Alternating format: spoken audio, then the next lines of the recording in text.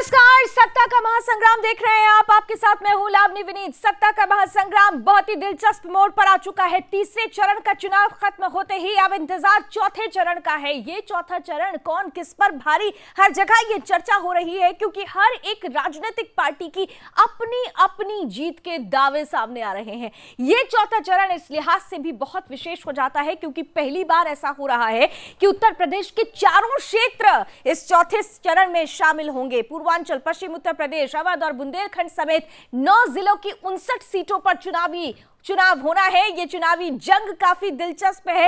एक तरफ अखिलेश यादव ये कह रहे हैं कि 22 में बाइसिकल आएगी, दूसरी तरफ भारतीय जनता पार्टी है जो ये दम दे रही है कि इस बार तो जीत का चौका लगेगा। इन सब के बीच बहुजन समाज पार्टी और कांग्रेस ने भी अपनी अपने तरीके से ताल ठोकी है। तो चौथे चरण में कौन किस पर भारी, आज इसी पर करेंगे खुलकर चर्चा। लेकिन सबसे पहले देखिए, क्योंकि चुनावी जंग है इसलिए जुबानी जंग ने भी जोर पकड़ लिया है।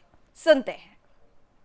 ये जो समाजवादी है ना, परिवारवादी, अब तो इनका नाम एक नया नाम पड़ना चाहिए। आपने महाभारत में, आपने रामायण में एक नाम सुना होगा, लंकेश। इनका नाम है दंगेश, जिन्होंने दंगों के सारे रिकॉर्ड तोड़ दिए। हर दंगाई को लोग सम्मानित करते थे। इस बार जनता ने भी मन बना लिया है कि इनको माफ नहीं करेंगे, इनको साफ करेंगे, साफ कर देंगे।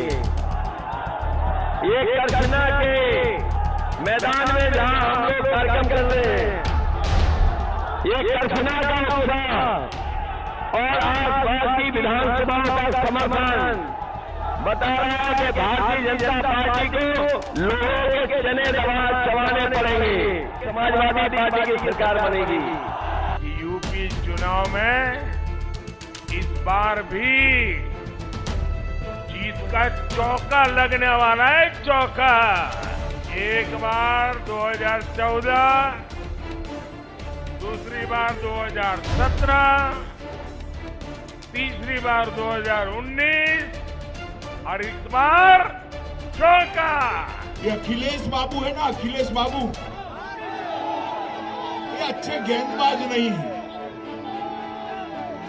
गेंद डालने वाला अगर फुलटॉस डाल दे तो बल्लेबाज में चौका लगाना चाहिए या नहीं लगाना चाहिए?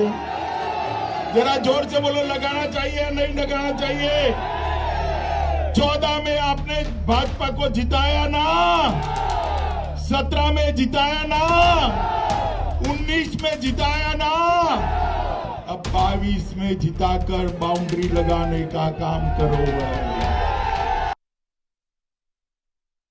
दिलचस्प है, ये रण बड़ा भीषण है क्योंकि सबके अपने अपने भीषण दावे हैं और इसीलिए इस चुनावी जोर में जुबानी जोर भी नजर आता है। जरा चौथे चरण का हिसाब किताब पहले आपको समझा देते हैं और फिर उसके बाद आगे बढ़ते हैं, मेहमानों के पास चलते हैं। मतदान कल होने वाला है 23 फरवरी को। कुल अगर जिलों की बात की जाए तो 9 जिले चौथे चरण में शामिल किए गए हैं और 9 जिलों की 59 सीटों पर मतदाता भाग्य विधाता का फैसला करेंगे। ये 9 जिले आपके सामने टीवी स्क्रीन पर हैं। पीलीभीत, खीरी, सीतापुर, हरदोई, उन्नाव, लखनऊ, रायबरेली, बांदा और फतेहपुर। 59 सीटें दावेदारी दमखम बलपूर्वक दिखाई दे रही है। इन्हीं 59 सीटों पर जरा 2017 में क्या परिस्थिति थी, जल्दी से जरा आपको यह भी दिखा देते हैं। 2017 के अगर की बात करते हैं तो 2017 में इन 59 सीटों में भारतीय जनता पार्टी ने 50 सीटों पर कब्जा किया था। समाजवादी पार्टी के खाते में 4 सीटें आई थी, बहुजन समाज पार्टी के खाते में 2 और कांग्रेस के खाते में 2 और साथ ही साथ अपना दल जो कि भारतीय जनता पार्टी के सहयोगी है उसके खाते में 1 सीट आई थी। तो कुल मिलाकर अगर देखा जाए तो भारतीय जनता पार्टी के लिए यह चरण इसलिए महत्वपूर्ण है क्योंकि इसी इतिहास को दोहराने की उनके सामने चुनौती है। तो दूसरी तरफ विपक्षी जो दूसरी पार्टियां हैं, समाजवादी पार्टी को इस इतिहास को बदलने की चुनौती है, कांग्रेस पार्टी को अपना आंकड़ा दहाई पर पहुंचाने की जरूरत है, ये चुनौती है। वहीं बहुजन समाज पार्टी को भी 2007 के जैसे ही इस पूरे इलाके पर अपना कब्जा करने की चुनौती है। ये चुनौती किस तरह से रंग लाएगी ये पता चलेगा कल जब भाग्य विधाता का फैसला करेंगे हमारे देश के, हमारे राज्य की वो जनता जिसके हाथ में है सत्ता की चाबी। ताला किसका खुल रहा है, आइए जरा जल्दी से अब अपने अतिथियों के पास चलते हैं और जान लेते हैं। टीवी स्क्रीन पर ले आइए जल्दी से हमारे आज के मेहमानों को। हमारे साथ आज इस पैनल का हिस्सा बन रहे हैं जाने माने पॉलिटिकल एक्सपर्ट हैं और right wing think tank doctor SK Datta ji, बहुत बहुत स्वागत। साथ ही साथ हमारे साथ समाजवादी पार्टी का पक्ष रखने के लिए अरविंद कथेरिया साहब जुड़ रहे हैं, बहुत बहुत स्वागत। और साथ ही साथ कांग्रेस का पक्ष रखने के लिए हमारे साथ जुड़ रहे हैं चंद्रमोहन जी, बहुत बहुत स्वागत। मैं शुरुआत अरविंद जी आपके साथ कर रही हूँ। क्या हुआ, आप लोगों ने तो फुल टॉस फेंक दी, तभी तो चौका लगाने के लिए भारतीय जनता पार्टी पूरी तरह से तैयार है। अमित शाह कह रहे हैं कि अखिलेश यादव अच्छे बॉलर नहीं है सर।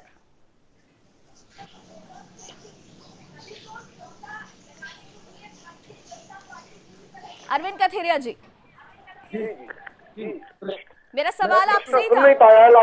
मेरा सवाल आपसे ही था सर, सवाल सीधा सीधा था कि भारतीय जनता पार्टी चौका लगाने की बात कर रही है, जीत का चौका, और ये कहा जा रहा है कि अखिलेश यादव अच्छे बॉलर नहीं है। आपने तो फुल टॉस दे दिया और फुल टॉस देते ही देखिए चौका लगाने की बात की जा रही है भारतीय जनता पार्टी की तरफ से। लावली जी, उत्तर प्रदेश की जनता ने इनको पहले चरण के चुनाव में हरा दिया है। इसके बाद दूसरे चरण में भी इन्होंने मात खाई है।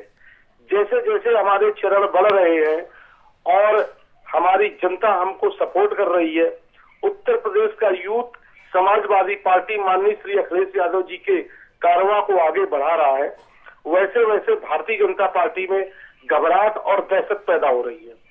तीसरे चरण के चुनाव में आप देख रहे हैं कि किस तरह गांव क्षेत्र में वोट परसेंटेज बहुत ज्यादा रहा। ललितपुर में लगभग 70% वोट पड़ा, जबकि शहरी क्षेत्रों में वोट परसेंट 58 या 60% रहा। शहरी क्षेत्रों में बीजेपी थोड़ा सा मतदाता ज्यादा होता है। अब की बार भारतीय जनता पार्टी का वोटर बिल्कुल इंटरेस्ट नहीं ले रहा है। उत्तर प्रदेश में किसी भी समाज, किसी भी जात का युवा यूथ पढ़ने लिखने वाला बच्चा है, वो समाजवादी पार्टी को सपोर्ट कर रहा है, क्योंकि इन्होंने 2014 और 2019 के लोकसभा चुनाव में जो इस देश के युवाओं को रोजगार के सपने दिखाए थे, उनके खाते में 15 लाख रुपया डालने की वादा किया था, नौजवानों को नौकरी का वादा किया था, 2 करोड़ प्रतिवर्ष जॉब देने का वादा किया था। इन्होंने जिस रेशियो में बोला उसी रेशियो में जो है जॉब छीनने की कोशिश की और छीन लिए गए। आपको बता दें, आज रेलवे विभाग को पूरी तरह से बेचने का पूरा इंतजाम हो गया। कुछ रेलवे बेच दी गई, एयरपोर्ट बेच दिए गए। इन्होंने कहा था आप भविष्यवाणी कर रहे हैं, आपने हेलीकॉप्टर कह भी दिया कि में तीसरे बैठाना चरण के चाहता बाद हूँ। वो हारे हैं। मेरा सवाल आपसे ये है कि यही भविष्यवाणी मुझे याद है कि 2017 में भी आप लोग कर रहे थे, यही भविष्यवाणी 2017 में भी की गई थी, लेकिन भविष्य पूरा बदल गया। इस बार आपका आधार क्या ज्यादा मजबूत लग रहा है, वो भी ऐसे समय में जब आपका साथ आतंकवादियों के साथ और प्रत्यक्ष को प्रमाण की जरूरत नहीं होती है, तो फिर भरोसा क्यों करेंगे आप पर जनता? सवाल तो ये भी आएगा। लावली जी, एक मीडिया में सिर्फ आप एक एंकर हैं, वो जो बोल रहे हैं, लेकिन आप थोड़ा संभल के बोलिए। मैं आपको बता देना चाहता हूँ। संभल के बोलिए मतलब क्या डरा रहे हैं आप? ये नहीं बोलूं कि अखिलेश यादव अगर आतंकियों की रहनुमाओं के साथ अगर उनकी फोटो आती है तो ये नहीं बोलूं, डर जाऊं आप मुझे डरा देंगे। आज ये लोग जिहादी बातें क्यों कर रहे हैं? नहीं अरविंद जी, पहले क्लियर करिए। आपने कहा कि मैं संभल कर बोलूं, क्या संभल कर बोलूं, जरा आप ये बता दें पहले। अरविंद जी छोड़िए, मैंने बात सुन ली आपकी, पहले मुझे ये बता दें आप किस बात की, आप मुझे डरा किस लिए रहे थे?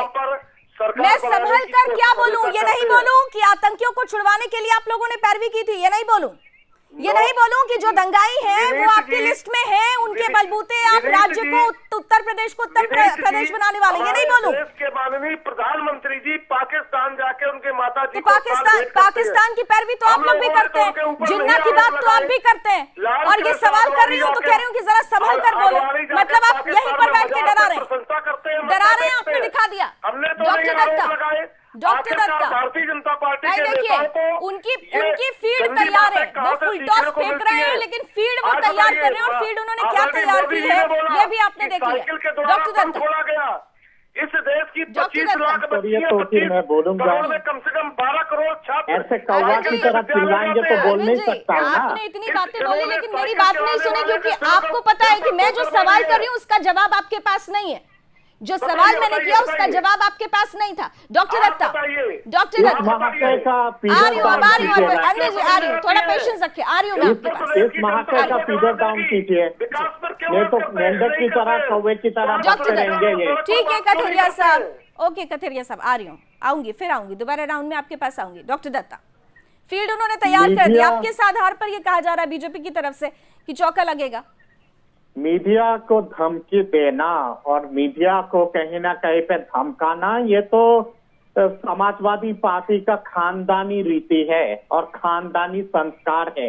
इनके श्रीमान अखिलेश यादव मीडिया के जर्नलिस्ट को पीटते हैं सरेआम प्रेस कॉन्फ्रेंस में और गाली देते हैं और धमकाते हैं, और इन्होंने वही श्रेय अभी इन्होंने किया है आपको भी धमका के। तो मैं अचंभित नहीं हूं, इनका संस्कार है इस तरह का।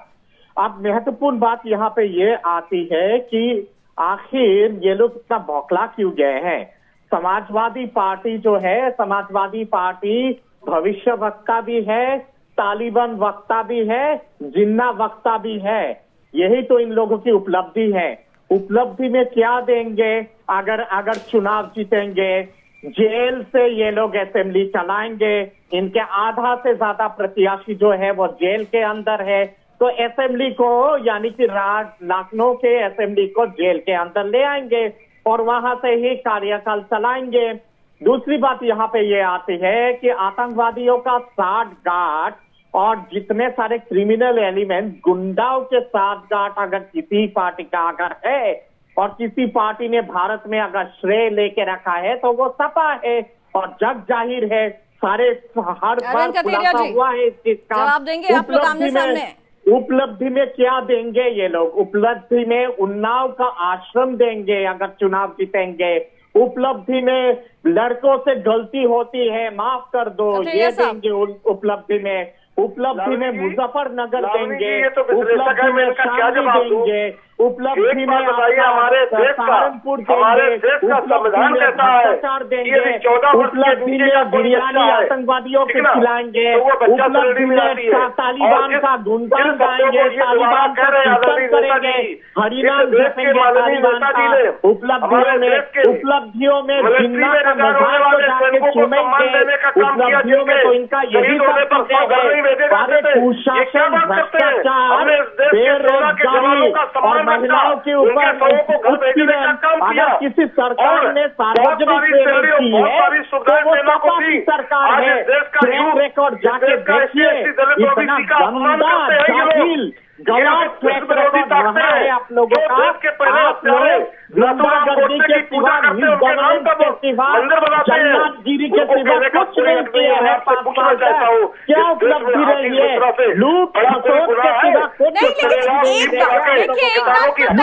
सिवा जनता के पैसा को चोरी आपने चंद्रमोहन जी के पास भी मैं जाती हूँ, आप मुझे चंद्रमोहन जी के पास भी जाने, लेकिन कथेरिया साहब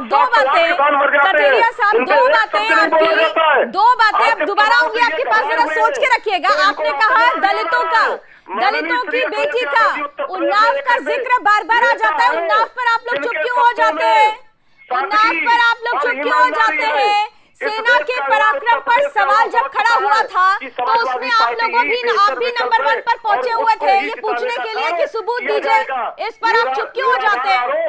सिर्फ बोलिए मत, सुनिए भी, सिर्फ बोलिए मत, सुनिए भी। ये क्या टेप रिकॉर्डर है? सुनिए भी। हर समय खाली टेटे कर रहे। टेप रिकॉर्डर है क्या? अरे इनके जीवन के तुम्हें बैठने का क्या मतलब है?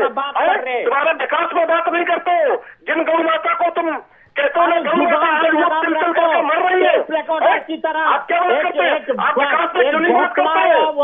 शिक्षा पे क्यों नहीं बात करते हो? रोजगार पे क्यों नहीं बात करते? आप लोग जैसे लोगों को सोचा कहा जाता है, जो लोग बिना सुने जो खाली तोता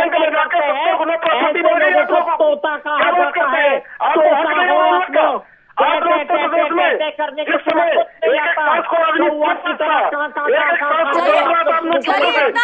तो जरूर है। ठीक है, एक बैट्समैन हो गया, एक बॉलर हो गया।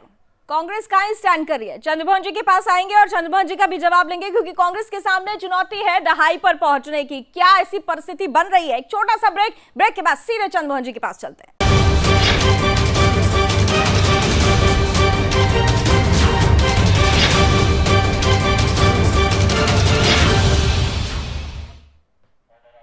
तो चौथा चरण काफी दिलचस्प होने वाला है। राजधानी लखनऊ जिसकी लड़ाई हो रही है, जिस जगह पर कुर्सी पर बैठना है, लखनऊ समेत अगर देखें तो 9 जिलों में 59 सीटों पर चुनाव होना है चौथे चरण में। और इसीलिए देखिए चौथे चरण के लिए तो तैयारी है ही है, पांचवें चरण के लिए भी दम भरा जा रहा है। चुनावी शोर में जुबानी जोर भी नजर आ रहा है। और इसीलिए आज हम सीधे सीधे पूछ रहे हैं कि चौथे चरण में कौन किस पर भारी। सीधे चलते हैं अपने अतिथियों के पास और इस वक्त चंद्रमोहन जी के पास अब जाना चाहूंगी, जो कांग्रेस का पक्ष रखेंगे। चंद्रमोहन जी, बीजेपी ने अपने आप को बैट्समैन करार दे दिया, अखिलेश यादव को बॉलर करार दे दिया, आपको फील्डिंग के लिए छोड़ दिया। सर, बैट्समैन भी हम हैं, बॉलर भी हम हैं, और भाजपा ना फील्डिंग के अंदर है ना श्रोताओं के अंदर है। वो क्रेज से भी बाहर है और देश से भी बाहर है। उसका प्रमाण आप जैसे अच्छे चैनल और आपकी जैसे एंकर के अंदर दिख गया कि जहां भाजपा का कोई नेता ही नहीं है। और जो कहते हैं ना कि क्या तो शेर की खाल में भेड़िया या भेड़िया की खाल में शेर, एक मिनट कुछ भी कह सकते हैं दत्ता साहब को। Let me clear you. मैंने इसीलिए डॉक्टर दत्ता का परिचय देते समय आप लोगों को ये बोला था, राइट विंग थिंक टैंक जो भारतीय जनता पार्टी का पक्ष रखेंगे। पहले तो आप लोग यही क्लियर हो जाइए, पहले इस पर क्लियर हो जाइए। चंद्रमोहन जी सुन लीजिए Chandramohan ji, listening is a good habit. आप तो सुनते हैं ना, जरा सुन लीजिए। चोला ओढ़नी पड़ता है उनको, क्लियर नहीं सुनेंगे ना। पास नेताओं की कमी हो गई है, जिसके कारण एक राजनीतिक विशेषज्ञ को लिखना बिठाना पड़ता है। चंद्रमोहन जी, अब मैं बोलूं? आपने अपनी बात रख ली, मुझे लगता है कि आपको सहूलियत लग गई होगी अपनी बात कहकर। राइट विंग थिंक टैंक का मतलब समझते हैं? हमारे राइट विंग थिंक टैंक का मतलब समझते हैं? चंद्रमोहन जी, राइट विंग थिंक टैंक का मतलब समझते हैं? अरे चंद्रमोहन जी, यही ना समझी ही आप लोगों को दहाई तक नहीं पहुंचने दे रही। ये ना समझी ही आप लोगों को दहाई तक नहीं पहुंचने दे रही। आप कैसे फील्ड तैयार कर रहे हैं, कैसी पिच तैयार कर रहे हैं, आपके ध्यान से अभी समझ में आ गया। डॉक्टर दत्ता हंस रहे हैं आप पे। एनीवेज चलिए, आप अपने हिसाब से समझते रहे, लेकिन मुझे इतना बता दीजिए, भारतीय जनता पार्टी का कोई भी यहाँ प्रतिनिधि अगर नहीं है आपके अकॉर्डिंगली, कोई बात नहीं, आप सवाल का जवाब दीजिए ना। आपकी जमीन कितनी तैयार है? आपने अपने आप को बेस्ट मैन बता दिया ना, लेकिन फील्ड कहाँ है, पिच कहाँ है, कौन सी पिच? भाई क्रिकेट खेलने के लिए पिच भी होती है, आपकी पिच कहाँ है मुझे बताइए। यहाँ तो एसपी और बीजेपी के सामने तो एक पिच है, समझ में आती है, आपकी पिच कहाँ है? मैं एक मिनट जवाब दे दूंगा, जवाब सुनने दीजिएगा ताकि छोटों के पास जान। देखिए सबसे बड़ा प्रश्न क्या है, पिच कहाँ है? अगर पिच भाजपा की बड़ी थी तो फिर भाजपा के नेता आपकी डिबेट में आने चाहिए थे। अगर वो नहीं आए और एक राजनीतिक विशेषज्ञ अपनी बात भाजपा के चोले में जाके कर रहा है। हमने नहीं आमंत्रित किया, आज हमने आपको जगह दे दी ना। हम चाहते हैं आप भी बोलिए, आप बोलिए ना, अपनी बात रखिए ना। आपको अधिकार नहीं है क्वेश्चन रखने का, पूरा मौका आपको मिल रहा है बोलने का। Doctor Datta, doctor Datta, doctor Datta, होता है सारा खसोल के और अगर पता नहीं है मेरे पाठशाला पे आ जाइए, थिंक टैंक का मतलब क्या होता है। आप लोगों का पार्टी लीड कौन करता है? आप लोगों का पार्टी लीड करता है जिसको बोलना नहीं आता है, सफेद झूठ के सिवा कुछ नहीं आता है। आप लोगों के पार्टी में तो एक राष्ट्रीय बच्चा है, एक राष्ट्रीय बच्चा है। आप ना तो नेता है ना आप राजनीतिक विशेषज्ञ है। पॉलिटिकल सेंड्रीला जो स्लो पाउडर लगा के छलांग मारती है चुनाव से पहले। मैं तो लड़की हूँ, नेता लड़ लिखवाइए, सकती हो, तब बात करिए हमसे। लड़की हो, लड़ जब सकती आप हो, भाजपा के नेता ही नहीं है तो आप क्या बात करें हम आपसे? चंद्रमोहन जी, चंद्रमोहन जी, मुद्दा ये नहीं है कि आज भारतीय जनता पार्टी के प्रतिनिधि हैं या नहीं है। अगर आपके पास, एक सेकेंड जरा चंद्रमोहन जी को सामने ले आइए। एक second doctor Datta, doctor Datta एक सेकेंड, डॉक्टर दत्ता एक सेकेंड, डॉक्टर दत्ता एक सेकेंड, डॉक्टर दत्ता एक सेकेंड, एक सेकेंड डॉक्टर दत्ता प्लीज, एक सेकेंड। चंद्रमोहन जी, मुद्दा ये नहीं है कि भारतीय जनता पार्टी का कोई रिप्रेजेंटेटिव है या नहीं है। मुद्दा ये है कि आप क्या दहाई पर पहुंचने वाले हैं या नहीं है। अगर आपके पास इस बात का जवाब नहीं है, आप इस सवाल से ही असहज हो गए हैं और मुद्दे को भटकाने की कोशिश कर रहे हैं, तो मान लीजिए कि आपने तो चुनाव से पहले ही, नतीजों से पहले ही हार मान ली है। क्योंकि मुद्दा सीधा सीधा आपसे पूछा जाता है कि आपकी पिच कहां है। आप ढूंढते हैं कि भारतीय जनता पार्टी का कोई प्रतिनिधि नहीं है। अरे आप बताइए ना, आप तो प्रतिनिधित्व अपनी पार्टी कांग्रेस का कर रहे हैं ना। तो कांग्रेस पार्टी इस देश की राष्ट्रीय पार्टी उत्तर प्रदेश के चुनावों में उतरती है और 2017 में उसकी किस तरह से बेकदरी होती है पूरे देश ने देखा। इस बार आप दम भर रहे हैं। पिच आपकी क्या कहां है और किस आधार पर आपकी पिच मजबूत है? कैसे मान लें कि आप दहाई पर पहुंचने वाले हैं? इतना बता दीजिए बस। इस बार तो एक बड़ा सा हम दहाई पे पहुंचे हैं ना पहुंचे, इसका जवाब तो मैं दूंगा। लेकिन जो व्यक्ति 60 में से 51 सीटों पे जो पार्टी रही हो, वो एक पे आने वाली है, इसलिए उसके नेता आपके चैनल पे नहीं आ रहे हैं और इसीलिए राजनीतिक विषय बिठाना पड़ रहा है, क्योंकि आज उत्तर प्रदेश में मुद्दे गंभीर मुझे लगता है चंद्रमोहन जी, आपके पास आप असहज हो रहे हैं इस सवाल से, इसीलिए आप बार बार मेरे सवाल से भाग रहे हैं। आप असहज हो रहे हैं मेरे सवाल से। तो आपके चैनल आप मेरे सवाल से असहज हो रहे हैं। मैं सामने खड़ा होकर जवाब देता हूं। तो बताइए ना, क्यों आप टाइम वेस्ट कर रहे हैं? Come to the point. अच्छा नहीं लगा, कम टू द पॉइंट। को बिठा रहे हैं, सपा को बिठा रहे हैं।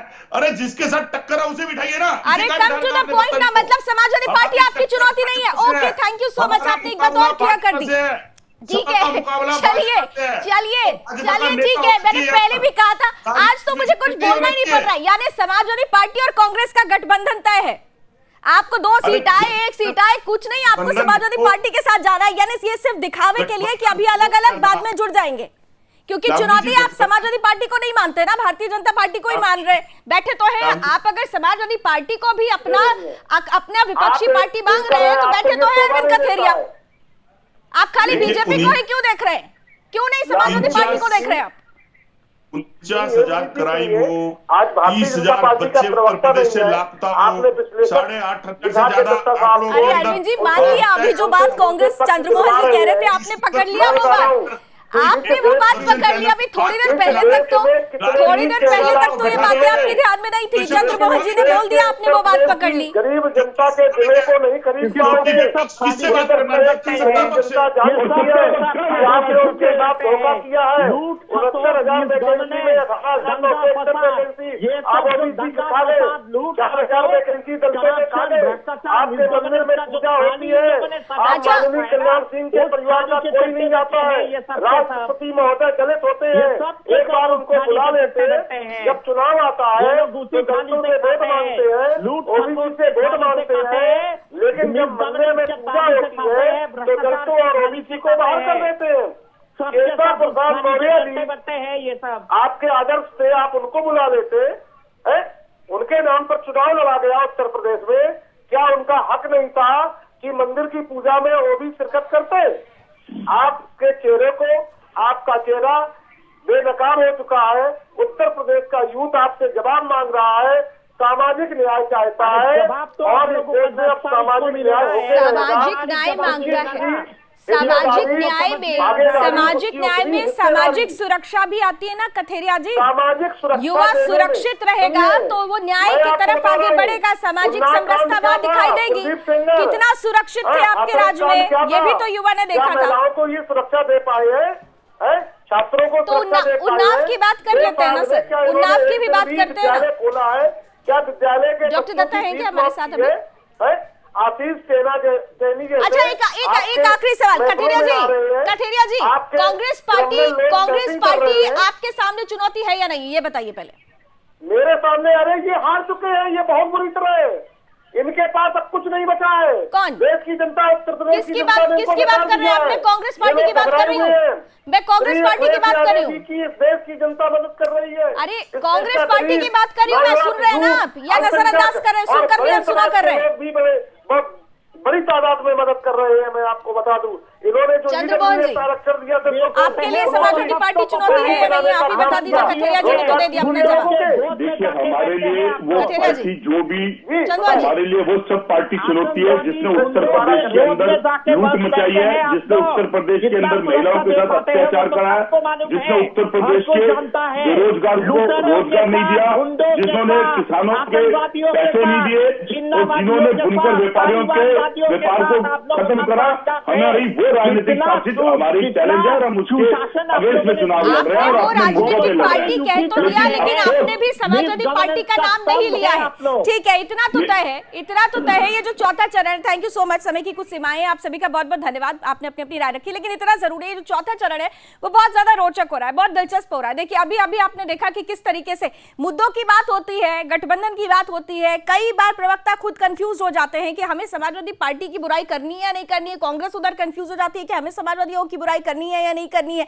तो क्या अंदर खाने कुछ और चल रहा है? क्या भारतीय जनता पार्टी जिस तरीके से चौके लगाने की बात कर रही है और जिस पिच पर खेलने की बात कर रही है, वो पिच क्या वाकई उतनी मजबूती के साथ दमखम भरने के लिए तैयार है या फिर पिच में ही कहीं कुछ गड़बड़ है? ये सब कुछ अब जनता को तय करना है। चौथा चरण बहुत दिलचस्प होगा। कल सुबह से ही हमारा विशेष प्रसारण शुरू हो जाएगा, पल पल की जानकारी के साथ हम आपके बीच रहेंगे। ऑनलाइन सर्वे लगातार जारी है, इसलिए सत्ता के महासंग्राम में जुड़िएगा जरूर। अभी बस इतना ही। देश और दुनिया की तमाम खबरों के लिए आप देखते रहिए सुदर्शन न्यूज। जय हिंद।